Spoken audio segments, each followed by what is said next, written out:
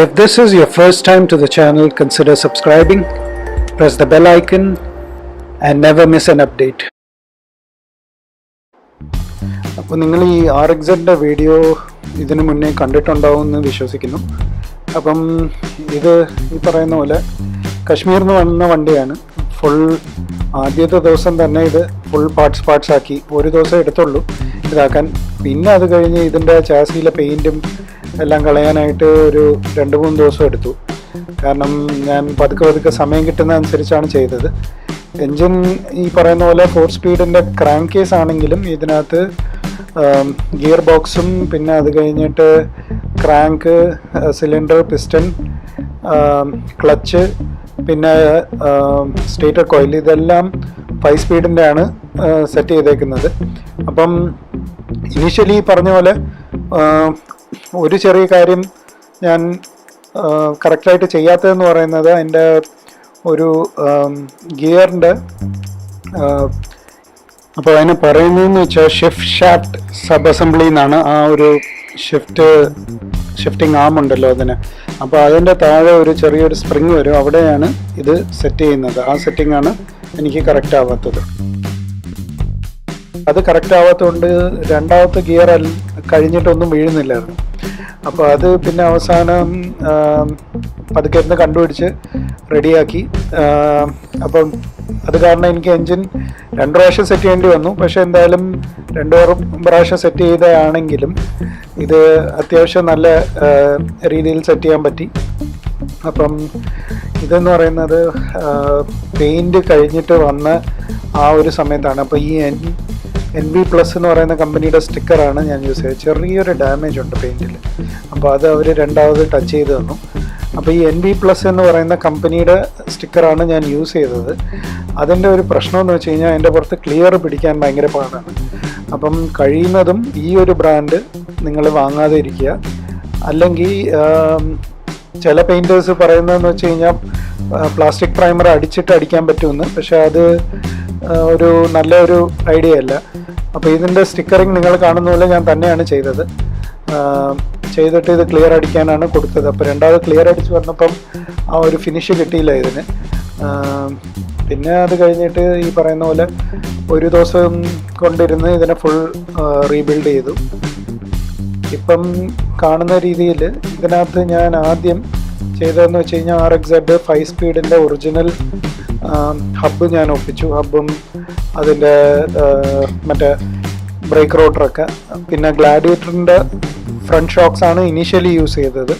പിന്നെ അത് കഴിഞ്ഞിട്ട് എനിക്ക് ഇതിൻ്റെ RXZൻ്റെ തന്നെ ഷോക്സ് വേറെ കിട്ടിയായിരുന്നു. അപ്പോൾ അത് കാരണം ഞാൻ അതാണ് പിന്നെ യൂസ് ചെയ്തത്.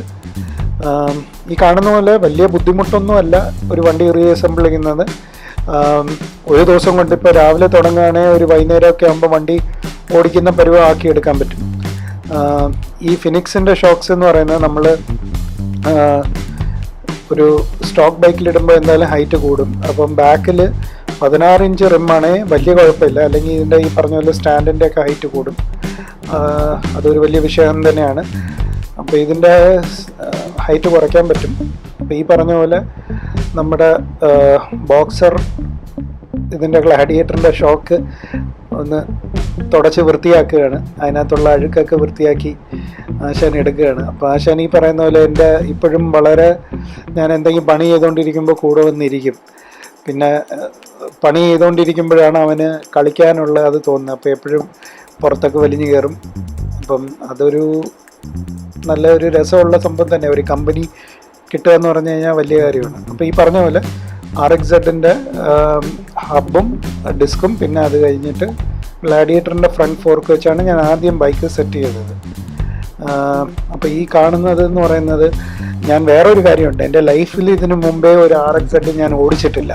അപ്പോൾ എൻ്റെ RXZ ആണ് ഞാൻ ആദ്യമായിട്ട് ഓടിച്ചത്. അപ്പോൾ ഇതൊന്ന് ഫുൾ കംപ്ലീറ്റായി കണ്ടപ്പോഴത്തേക്ക് സത്യം പറഞ്ഞു കഴിഞ്ഞാൽ ഭയങ്കര ഇമോഷണലായിട്ടുള്ള ഒരു നിമിഷമായിരുന്നു അത്.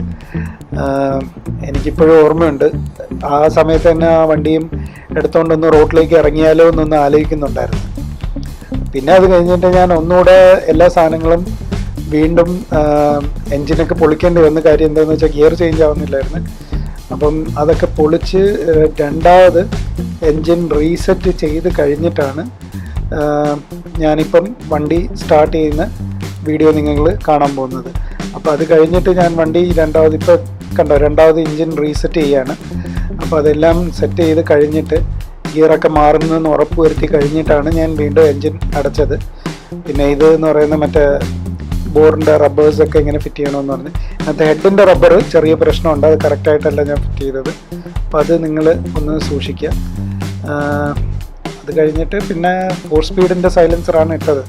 അത് നല്ല സ്വീറ്റ് സൗണ്ടുമാണ്, മാത്രമല്ല പെർഫോമൻസും ഉണ്ടായിരുന്നു. കാറ്റിനെക്കാട്ടി കുറച്ചുകൂടെ പെർഫോമൻസ് ഉണ്ടായിരുന്നു. അപ്പം ഞാനിനി സ്റ്റാർട്ട് ചെയ്ത് കാണിച്ചു തരാം.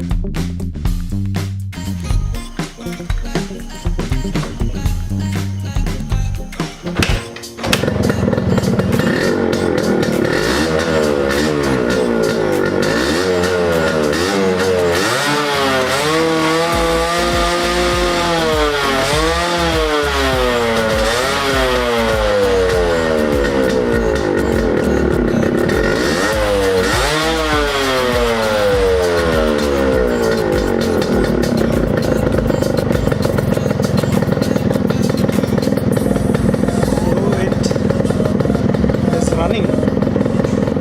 Now I have to take it for a test ride and see if all the gears are engaging. അപ്പോൾ ബൈക്ക് ബിൽഡ് ചെയ്ത് കഴിഞ്ഞാൽ നമ്മളൊന്ന് ഓടിച്ച് നോക്കണ്ടേ.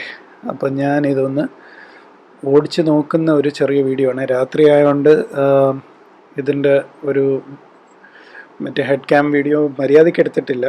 പിന്നെ ഇടയ്ക്ക് വേറെ വണ്ടികളൊക്കെ വരുന്നുണ്ടായിരുന്നു, അതുകൊണ്ട് അത്രയും ഷാർപ്പായിട്ട് വീഡിയോ ഷൂട്ട് ചെയ്യാൻ പറ്റിയിട്ടില്ല. പക്ഷേ എൻജിൻ വളരെ ഹെൽത്തിയാണ്, എല്ലാം 5 ഗിയറും വീഴുന്നുണ്ട്. പിന്നെ വണ്ടി അത്യാവശ്യം സ്മൂത്താണ്. കാരണം ഈ സിലിണ്ടർ ഞാൻ എൻ്റെ ഒരു 5 സ്പീഡ് ബൈക്കിൽ നിന്ന് എടുത്തിട്ടാണ് ഇട്ടത്. അപ്പോൾ ആ 5 സ്പീഡ് ബൈക്കിൽ ഓൾറെഡി ഇതൊന്ന് ഓടി സെറ്റായ സിലിണ്ടറാണ്. അപ്പം അത് കാരണം കുറച്ച് കൂടുതൽ റവ് ചെയ്താലും സ്പീഡിന് ഓടിച്ചാലും വലിയ തിരക്കേടില്ല. അപ്പോൾ വണ്ടി ഈ പറയുന്ന പോലെ നല്ല സ്മൂത്താണ്, അടിപൊളിയാണ്. അപ്പം നിങ്ങളെല്ലാം എൻജോയ് ചെയ്യുന്നു എന്ന് വിശ്വസിക്കുന്നു. Thank you, by.